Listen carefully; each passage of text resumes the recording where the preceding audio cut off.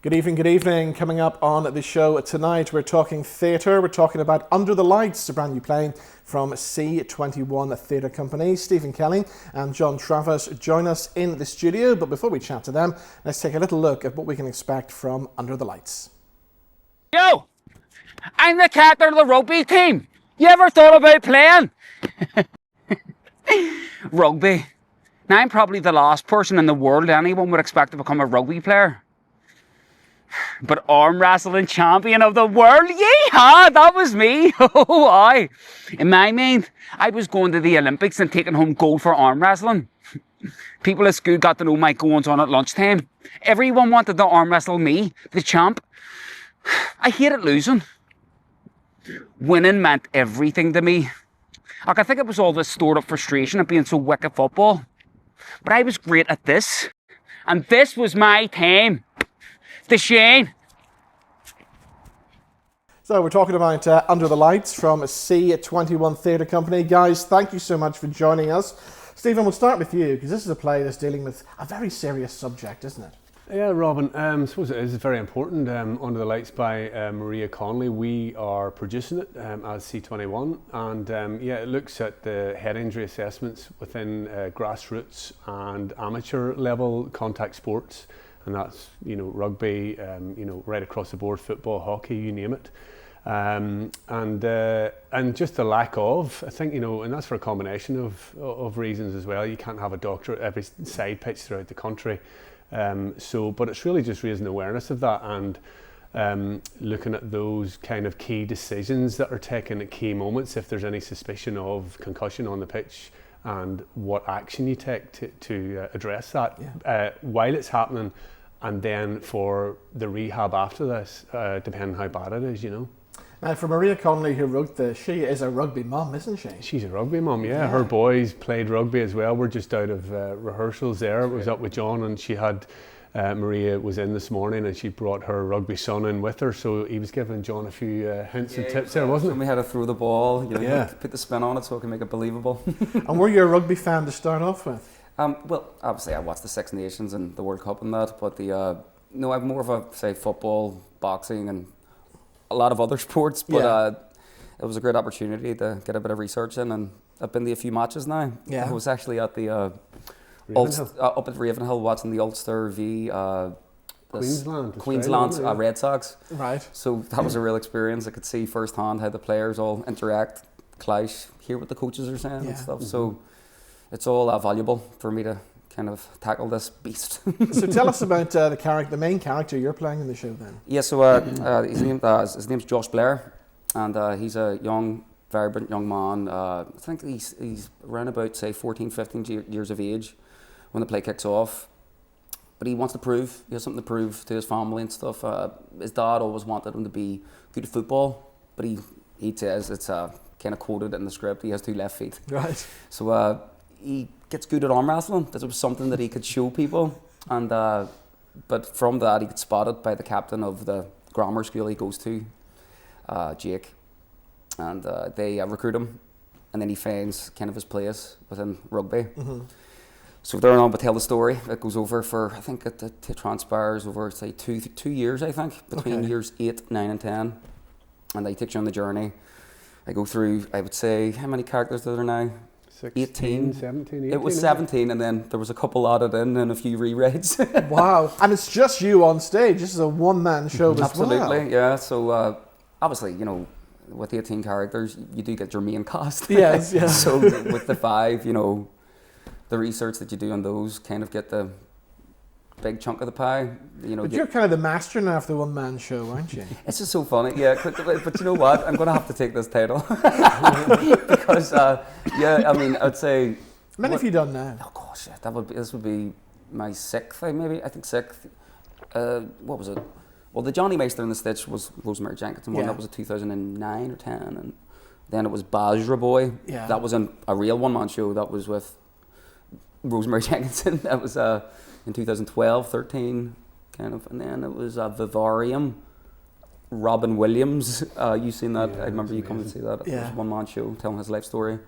And then I was back in Edinburgh in 2018 with Voria, and then 22 with Billy Boy. Of course, yes, And yeah. and again, so I mean, I use all different sorts of methods, you know, throughout the years.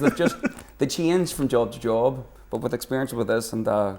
Do you hope to work with other actors, or is this? I have people joking with me about that, saying, you know, oh John, people must just hate working with you. Is that why they keep giving you one man? I was like, no, I hope not. No, I just, it's so rewarding doing one-man shows, and now I've got a real grasp. And when we came in the rehearsals a couple of weeks ago, we just really hit the ground running.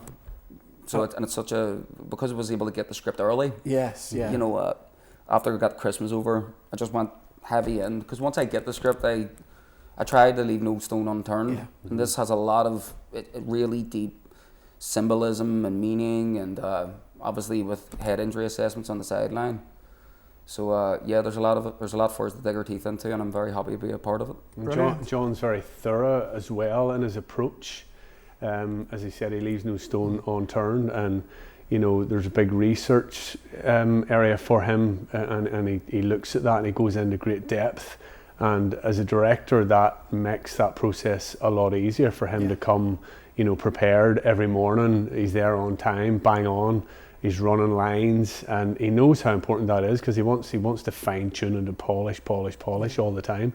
And that's beautiful to watch. You know, that creative process it's really amazing. That I've directed a couple of a one-woman show and another one-man show as well, and it's a huge task. Yeah. It's a big undertaking, you know. So fair play. So John, who should come and see this show then? Everyone. I mean, it's such a big topic that we're hitting. You know, head injury assessment. You know, on the sidelines. I mean, because how I got on board with it was actually kind of a chance meeting. On Sundays, I go for a bite to eat with my family, and we'll just go to a restaurant like Tim Hortons or something like that. And then I would go walk around Valley Park, and just by fluke, I bumped into Maria Connolly. And I hadn't actually worked with her from We'll Walk Hand in Hand in 2018. But just as we bumped into each other, we were like, John, do you know what? I wrote this play and stuff, and now looking at you, I actually want to get you in for this. And I was doing another job at the time. But I said, yes, if you get me the material over, I'll give it me all, you know. So got the sides, didn't get the full script, but was able to kind of glean from talking to you briefly and from the sides that she was tackling something that was really worthwhile. Yeah. And because I had a brief chat here in the Mac before the audition, I met Stephen and herself, and we were speaking about, because I boxed for 10 years, I can understand a little what it means to have a bit of concussion, but also kind of she touches on sort of this heaven and hell sort of theme, you know, Helheim, Valhalla, you know, a lot of sort of mythology kind of symbolism, and she's such a beautiful writer, and but yeah, so from that we ended up, I got cast, and it's just one of those nice stories, I think, you know. Yeah. And of course, a lot of stories in the press recently as well. So I mean, the timing for this is kind of perfect, isn't it? Yeah, gosh. I mean, as I say, it's very current. It's very topical of what's just happened in the last 7 days. We know that young boxer unfortunately passed. So yeah, I think to answer your question, Robin, about who should come and see this as well. Yes. I mean, I think it's all right. But it's pitched at 14+. This will, you know, there will be a big impact with this for, you know, right up from year 10 right up to A level grade, I would think. And we're getting all groups coming from performing arts kids, you know, to drama kids, English kids, whatever it is. We're hoping that it is really just raise awareness, and we're also contacting like sports clubs, you know, rugby clubs and that as well. So it really is for everyone. The play, I must add, I mean, the play is peppered with humour as well. There's a lot of humour at the first, you know, the first half, right up to 3/4 of it. And you know, obviously it does take a bit of a turn through a set of circumstances. You know, he's got like 3 or 4 coaches running up and down along the sideline. They'll be fun. And the characters that Maria's created for 1 or 2 of those coaches is just hilarious, you know. And so it's got a bit of everything, the piece, you know. So it will really be entertaining, but obviously there's underlying messages there attached as well.